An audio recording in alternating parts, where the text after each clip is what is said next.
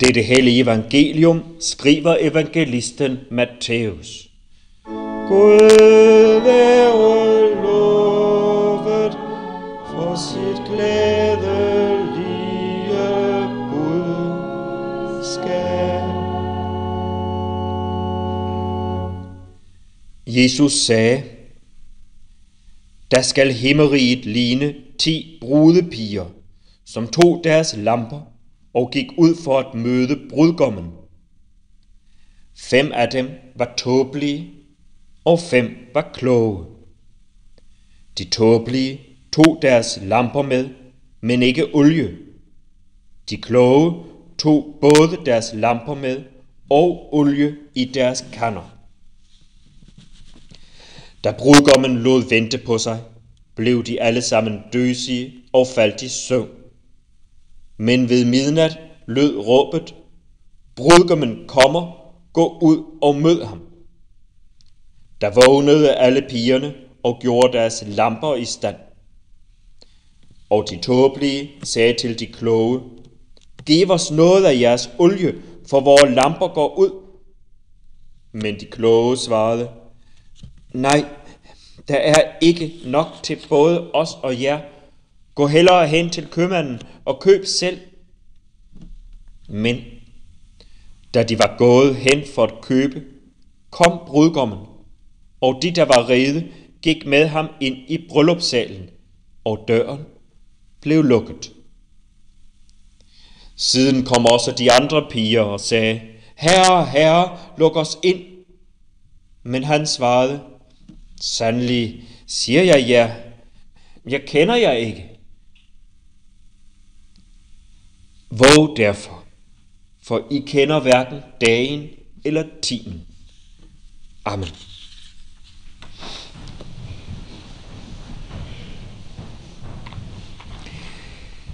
Denne søndag er mit blik faldet på et par linjer i de salmer, vi skal synge. Det er salmedigteren Brorson, jeg tænker på. Brorson, han lod sig flere gange i sine salmer inspirere af de bryllupslignelser, som Jesus talte. I salmen Op til dagen nu frembryder slutter han med at lade os synge, du er brud, med dig han vil riget dele, lad dig føre. Det er os, der synger salmen, der får at vide, at vi er brude til Guds rige. Vi skal spejle os i de lignelser, hvor der bliver talt om brude, eller som i dag bliver talt om brudepiger.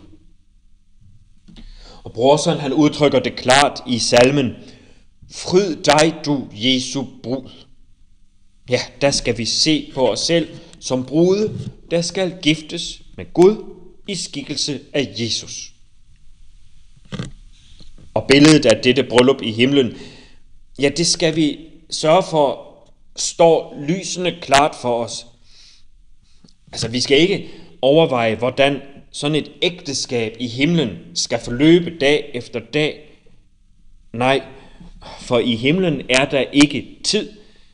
Der er det selve brylluppets øjeblik, der bliver stående. Sådan er evigheden. Og derfor skal vi se brylluppet for os.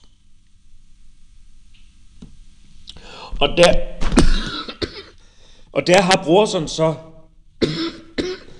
i disse salmer forskellige bud på, hvordan vi skal forberede os på brylluppet.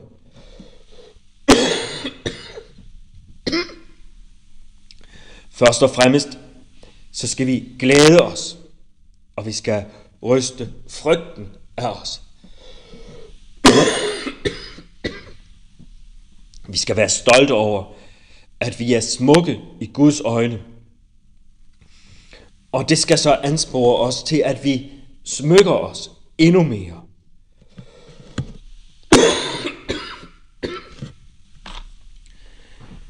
Jesus han har fortalt forskellige bryllupslignelser. I dag er det så lignelsen om de 10 brudepiger, vi får at høre. Og pointen er, at selve brylluppet er så vigtigt. Det er derfor, det ikke er så vigtigt, om vi nu sammenligner med denne lignelse, hvor det er brudepigerne, der er i centrum, eller de lignelser, hvor menigheden bliver sammenlignet med bruden. Brudepiger og brud skal til samme fest.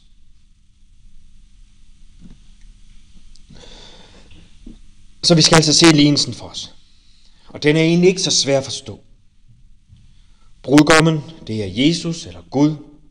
Brudepigerne, det er os mennesker. Lyset i lamperne, som vi tænder for at gå ud og tage imod brudgommen med, det er en tro, der er fuld af håb og kærlighed. Men så sker der jo det i lignelsen, at brudepigerne falder i søvn. Denne døs, der griber dem, hvad står den for? Og der ved det spørgsmål, der var der et par sætninger fra Brorsons salmer, der sprang mig i øjnene. I op de dage nu frembryder, hedder det i et af versene, Moses rige nu ophører, Kristi friheds ånd os fører. Og i fryd dig du Jesu brud hedder det, fryd dig du Jesu brud, og sig at lovens bud slet intet har at sige mod Jesu nådes rige. Med disse ord der forstår man, at det som Brorson mener er den døs, som Jesus advarer imod. Den døs, det er at leve efter Moseloven, efter moralens lov. Den døs, som Jesus ifølge Brorson advarer imod, den døs er at bygge sit liv på etiske forskrifter, lære dem udenad, og så tro, at blot jeg handler moralsk korrekt, så er alt vel forvaret. Og for Brorson at se, så må det være den døs, de dovne brudepiger falder i. Da jeg læste dette, blev jeg overrasket, fordi vi ved jo godt, der er den udbredte forestilling om klassisk kristendom, at den handler om moralske løftede pegefingre, der advarer imod alle mulige sanselige og overfladiske fornøjelser, fordi de ligesom luller os i søvn, frister os til at døse hen og får os til at glemme at være opmærksomme og overvågne, sådan at vi ikke griber de muligheder og udfordringer, der ligger i tro og håb og kærlighed. Se, nu har jeg sunget disse salmer så mange gange. Og alligevel, så havde jeg forventet, at når den gamle digter sang om, at vi skulle fryde os ligesom en brud og hendes veninder forud for brylluppet, så havde jeg forventet, at han sang om, at vi skulle lægge alle mulige laster til side. At han sang om, at vi skulle være flittige og ikke dovne, at vi skulle udvise mådehold og ikke grådighed. Jeg havde forventet, at han sang om, at vi skulle leve stabilt og ikke løsagtigt, at vi skulle tale sandhed og ikke løgn og løbe med sladder og mere den slags. Kort og godt, selvom jeg kender salmerne så godt, så havde jeg forventet en opsang om at følge moralloven. Og selvfølgelig så vil Brorson da også mene, at vi skal leve et moralsk liv. Men altså det, som er vigtigt for ham, det her sted, det er at understrege, at det moralske liv ikke er formålet med det hele. Nej, moralloven fra Moses og hans efterfølgeres tid af, disse formaninger, de er bare et springbræt, et trin på vejen mod det, som det virkelig gælder om. Det gælder om, at jeg tager imod Gud, og at jeg lader Gud føre mig. Et springbræt, eller et trin på en trappe. Dem ofrer man ikke særlig meget opmærksomhed. Men mindre man altså er nybegynder til springgymnastik, eller medmindre man er ved at genoptræne på trapper efter en knæskade, så kan det godt være, at man lægger mærke til hvert et trin og tænker over, hvordan springbrættet nu er sat op.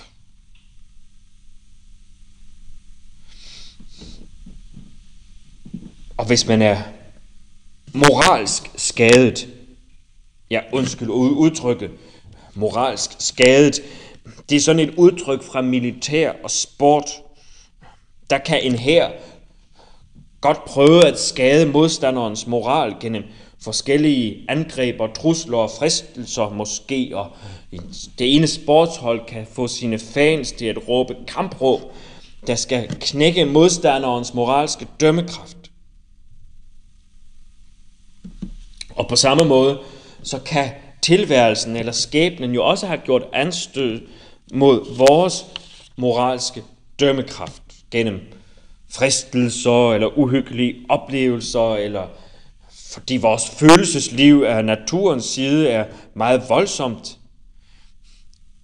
Og hvis ens moral sådan er knækket, ja, så kan det selvfølgelig godt være nødvendigt at have fokus på moralen og dens love, sådan som de er nedfældet og udviklet siden Moses tid og frem. Men hvis vi nu som Brorson gør det i salmerne i dag, hvis vi forudsætter, at vi har en almindelig udviklet moralsk dømmekraft,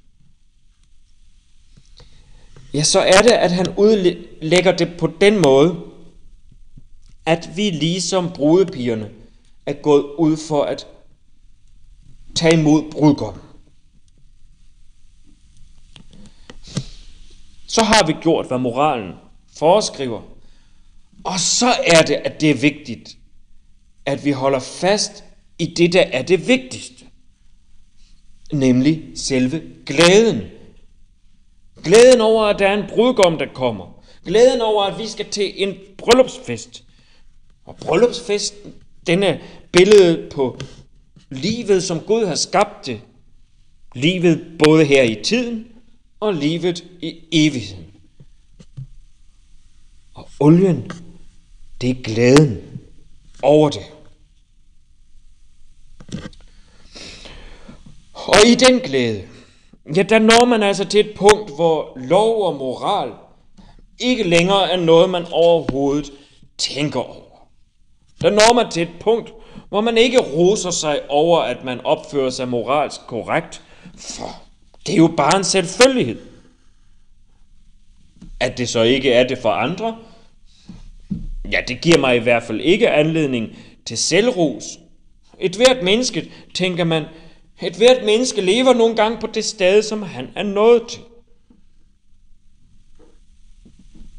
Men hvis man så omvendt alligevel befinder sig på et sted, hvor man tænker, ja, jeg overholder jo de og de regler og normer og forventninger, så jeg er i hvert fald sikker på, at der ikke er nogen, der har noget at udsætte på mig. Ja, så er det faktisk det, som brudepigen, som har glemt olien, er et billede på.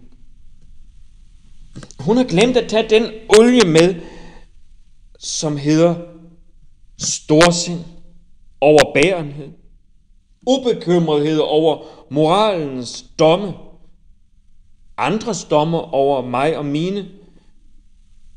Og hun har glemt at tage den olie med, som hedder at han fast tillid til, at der ovenover alt er en Gud, der er så stor, der bærer alt, der tager alt med i sine overvejelser, i sit forsyn.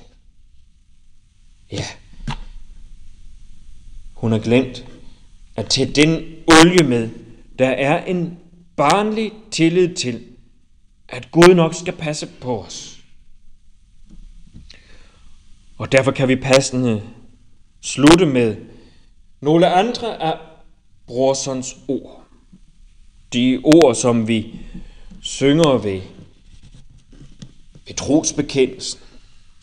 Og det er nogle ord, som vi også skal slutte gudstjenesten af med. Det er ord, der kredser om, at vi skal se på os selv, ja, ikke kun som himmelske brude, men som himmelske børn. Børn af Guds rige. Det er ord fra salmen, her kommer Jesus dine små. Sådan synger vi om os selv, at vi er Jesus små. Og så fortsætter vi i et af versene med bønnen. Lad verden eje med al sin magt. Og magten, det kan være både fristelser og trusler og bekymringer om alt muligt. Lad verden eje med al sin magt, os rokke fra vor dåbes pagt. Ja, dåbens pagt, det er den, der giver os barnekår, giver os ret til at nære en barnlig tillid til Gud. Lad verden eje med al sin magt, os rokke fra vor dåbes pagt. Men giv at al vor længsel må, til dig, alene stå. I Jesu navn.